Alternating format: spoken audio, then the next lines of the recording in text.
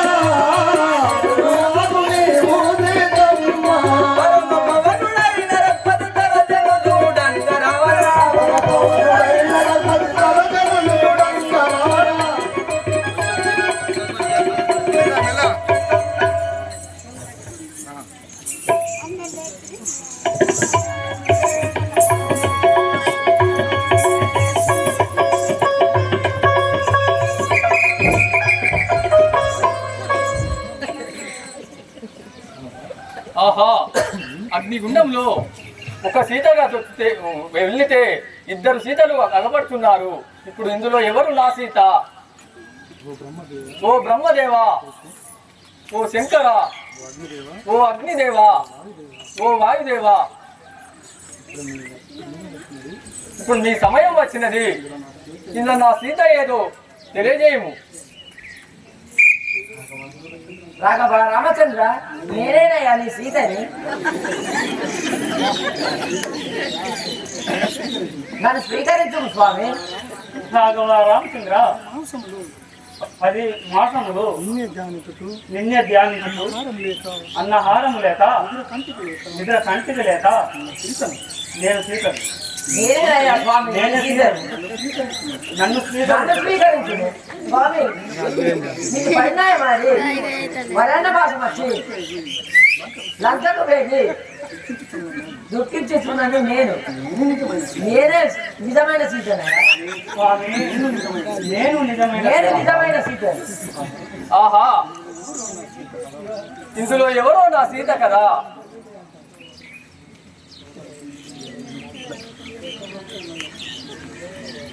దేవుడు మసాలా మాడిపోయి తండ్రి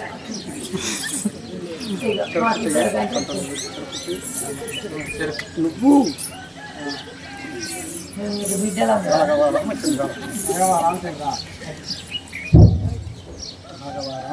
రామచంద్ర అలనాడు రావణుడు వచ్చి అన్నశాలను భంగం చేయగా భంగం చేయగా లక్ష్మణుడి రేఖలో ఉద్భవించి నిజమైన సీతను దాచుకొని దాచుకుంది.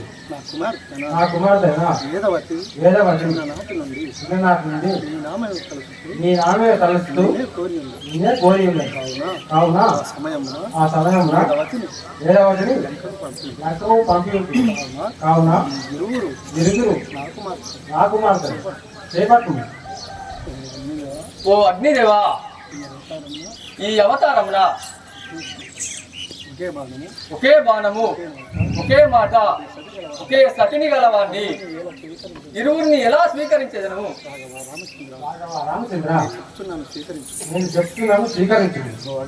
ఓ అగ్నిదేవా,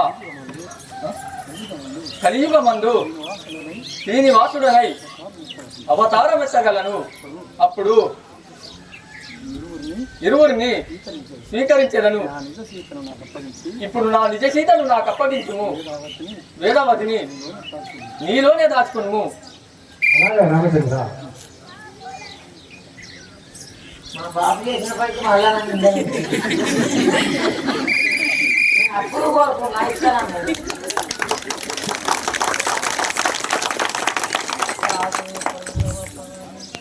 రావే పల్లవి పాని రమ్ము నాకు మొదలుంగోచినటి ముదురాల నేటితో దీరెను కథనింకయో ఏమి కొరత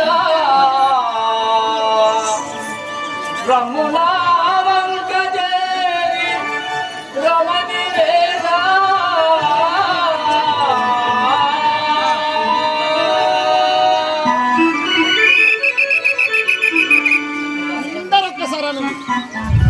శ్రీ రాధా రామచంద్ర మహారాజు, శ్రీ రాధా రామచంద్ర మహారాజు, సీతా భగవాన్ కి, సీతా మాత కి, కృష్ణ స్వామికి.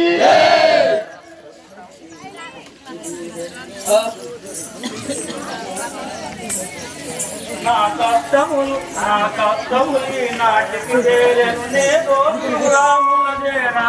నా